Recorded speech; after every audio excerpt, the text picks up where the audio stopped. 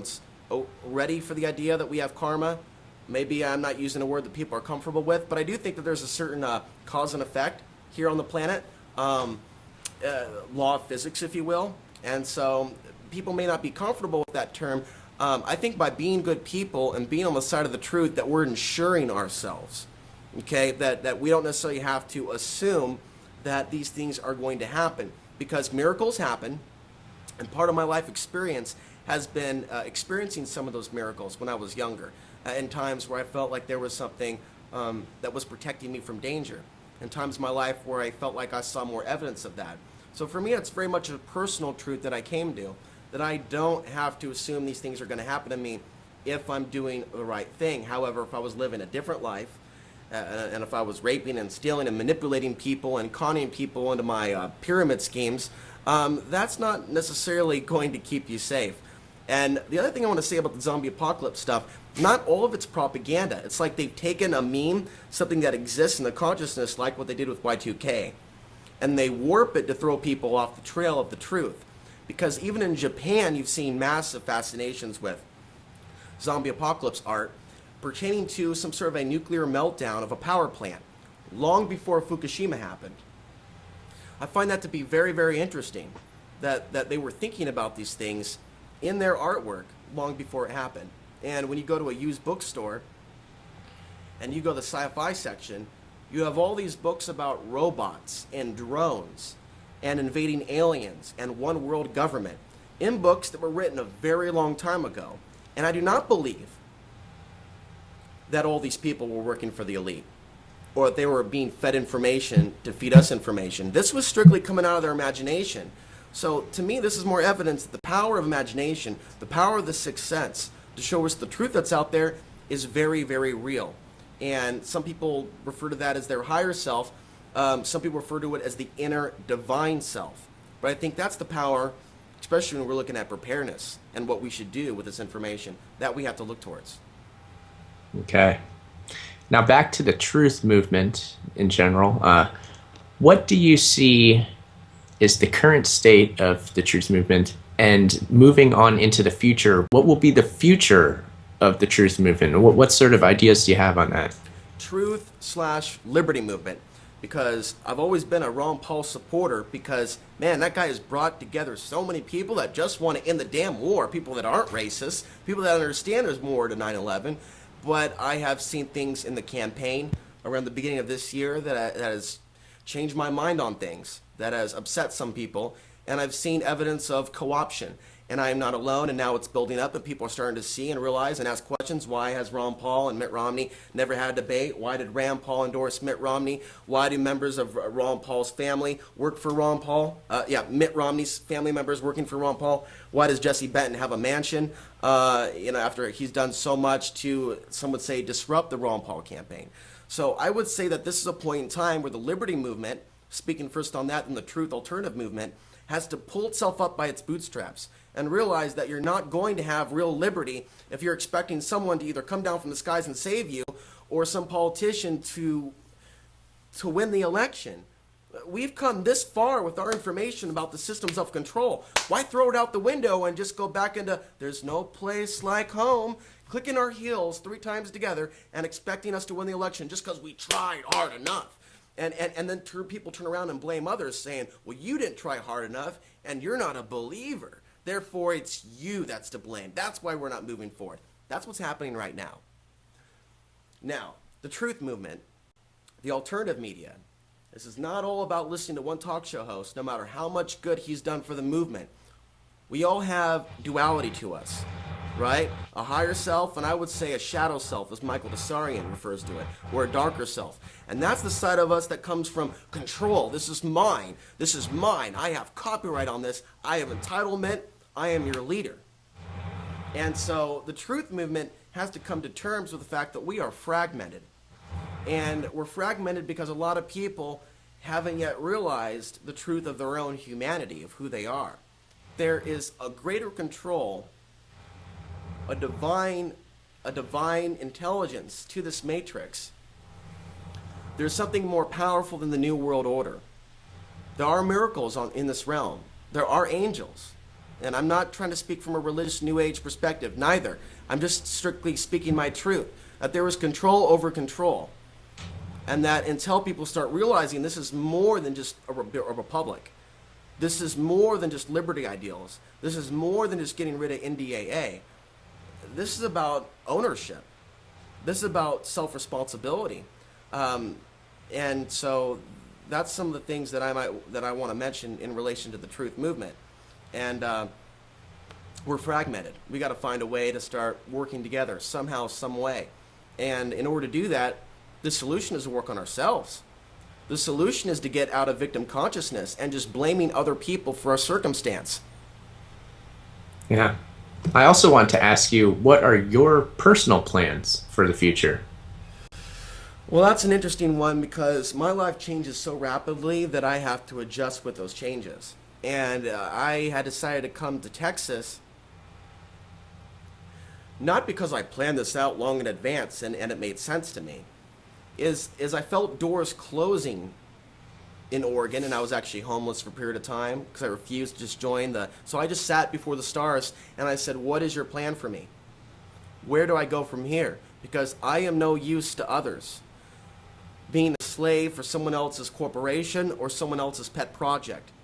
I'm still in that realm where I'm going, where am I really going to be best of service? And by putting that intent out there and really believing that I'm here to serve a higher calling and not just here to be someone's slave and here to be exterminated and put into a FEMA camp, because I don't allow that in my reality. Some things just pop into my reality and they just happen. No one has ever donated money to me more than I ever need, but it was always what I needed when I needed it. When I had a hard time paying my rent, a few hundred would come in when I was doing these daily shows on Oracle Broadcasting. That was the exact amount I needed to pay my internet bill and to pay other bills. Critical to me staying in the movement, to staying on the air. And so there's been times where I've slipped, where the stress and frustration has gotten to me, where I've taken time off, significant periods, but they have been times of reflection. Like I've been in the last year or 2 years. So this is the reality that I see coming, and how do I fit into all of this, and how do I maintain, in light of all this news that's coming about robots and all these things and flying vaccines. And by the way, Dallas is being sprayed right now because they're supposedly killing the mosquitoes.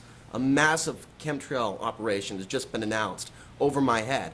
I have to find ways to keep my mind, my body, and my spirit healthy, as these things are happening, because I'm not going to fall into that mind trap that all is lost. And so listening to that inner guidance, I don't fall into this, I want to state as a preference, I don't channel other spirits. I don't call out to other deities. I don't call out to Archangel Michael, although I don't deny his existence. I'm even careful with the concept of Jesus, although I do not deny his existence, nor do I believe in putting down other Christians. I believe that the truth is inside me, and that we are in a process of pulling out the dump, the crap, the pollution in our minds, the toxic mind control operations, be they from the unseen realms or be they from simply living on Earth right now and being around televisions and cell phone towers. And I think that if you can literally purge out those influences, that we're going to be able to tap into those truths, and we're not going to feel like we're in a position where we have to start channeling these beings and channeling these deities, because there's a lot of people out there in the so-called New Age movement that have been channeling false information about not only the nature of reality, but why we're here. And very few in the New Age movement have predicted the dark rise of the New World Order, nor 9/11.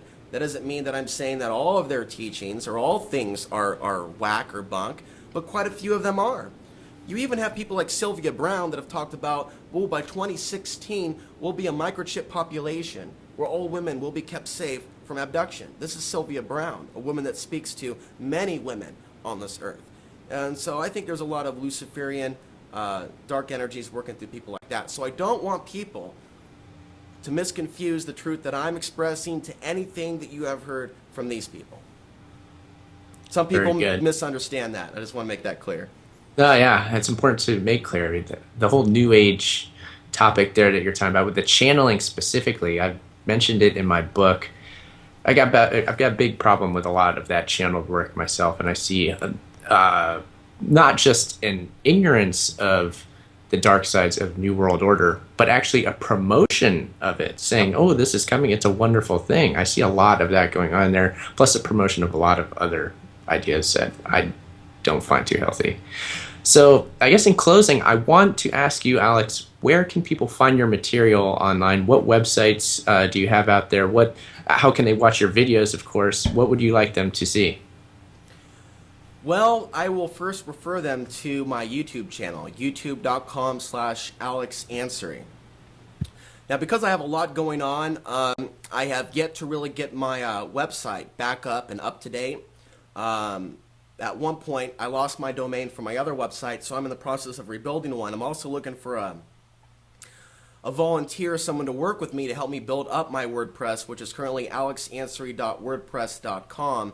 And I would be grateful for that level of assistance. But ultimately, it's the YouTube channel that you want to go to, and you can scroll down and find hundreds and hundreds of videos. It's a little convoluted in the fact that they're not all organized by topic, and people are going, man, this guy's all over the place. But that's kind of how I roll, and that's what keeps me free inside, even though not everybody understands, well, where does this start? Where does this end? Abstract art is a beautiful thing. What can I say? Art of the spoken word. But what I do want to say is that my vision for where I want to take myself and where I'm going is I want to, in 2013, because we'll still be around, folks. I don't think the solar flare is coming in 2012. I want to start writing about these influences that the sun has on human consciousness, and even inclinations that men have towards war and violence, as well as spiritual insights. And this is not occultic. This in what I'm speaking about. This is patterns. There are many people in universities in this country that have done studies between looking at solar maximum and its connection with times of revolution and war. So this is not coming from the occult or anything dealing with sun worship. And I also want to advance my studies into this staged, managed rise of China and Russia, and how the United States is acting in a self-destructive manner, including what has been done to our military, from the vaccines to all these illegal wars they're involved in, to these dark, what some could call satanic, figures like Obama or Romney, misleading this country into another war that will eventually destroy this nation. And again, in 2013, I'd like to write more about the nature of reality and start producing things that are of the like of Michael Desarian and Max Egan, because as a spiritual being, I want to articulate my warning for what I see coming, but start getting into deeper levels of truths that are far outside of the things that you're reading about now, about threats to our physical survival.